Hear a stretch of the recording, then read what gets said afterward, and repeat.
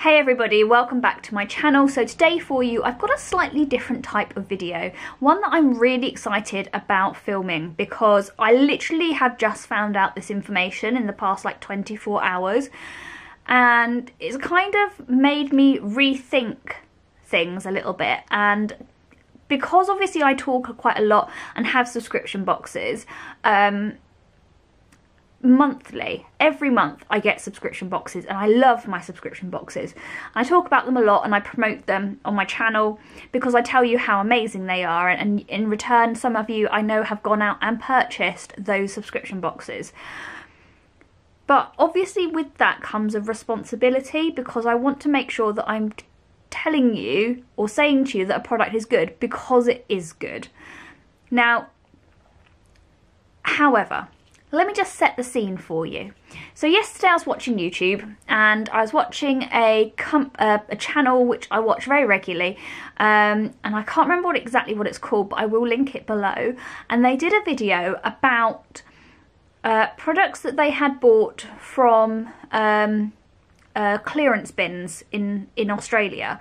They'd gone in and they bought some like products in clearance bins, and they'd gone home and they checked the batch number against a couple of websites. So there's websites out there where you can put the batch numbers in and it will tell you when your product was made. Now, as we all know, products that are in the beauty industry have a shelf life and have a use by date. So usually it's a use by date of 12 to 24 months, or it'll have a shelf life of 3 to 5 years. It just depends. Every product is different. But you can go and you can type in, and I will link the websites below where you can do this, the details of products that you've bought, and you can put the batch numbers in and it will tell you how old that product is when you bought it. So it will give you an idea as to whether or not you should throw it away or keep it, or you know how much life it's got left in it. Now, why I say that that is really important is because subscription boxes, we always say, are really good value for money. However, I spent then, after watching that video, about half an hour going through just a handful of products which I had received in subscription boxes in the past 12 months to see what their shelf life was left, how long I had left to use them. Because I hadn't bought them myself, I wondered whether or not any of them would be out of date. And lo and behold, they were. There was a lot of products that were the high-end ones, which I could check. Some of them obviously aren't on there. Some of the batch numbers didn't work. But for the ones that I found in the past, like just from the boxes that I've had within the past sort of like, I'd say 3 months, I got at least 5 products which were out of date or very close to their out of date date. So that to me indicates that everything else I've had in the past 12 months could have been of a similar ilk, potentially. Now, I personally think that is really bad.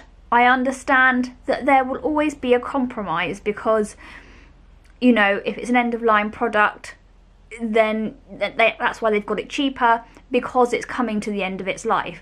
But I don't think it should be 5 or 7 years out of date. I mean, that is just insane. So I'm just going to take you through some of the products that I got. I'm not going to necessarily say what boxes I got them from, because I don't want to kind of name and shame companies, but you can go back through my videos and see where those products came from, because they were all featured in subscription boxes. But it's just something to be mindful of when you do subscribe up to channels, subscription boxes, because you know, it's not something I had thought about. So if it's something I hadn't thought about, and I'm getting products which I may not very quickly use because I'm getting quite a lot of subscription boxes, I might have a lot of products which are actually just sitting there that are out of date.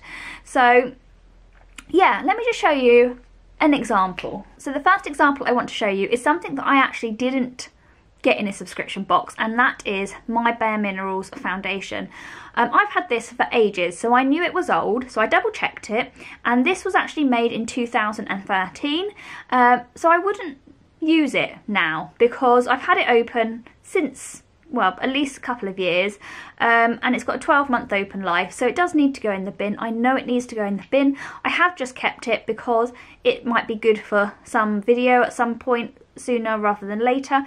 However, bear that in mind, I bought it. I knew when I bought it, I knew it was out of date.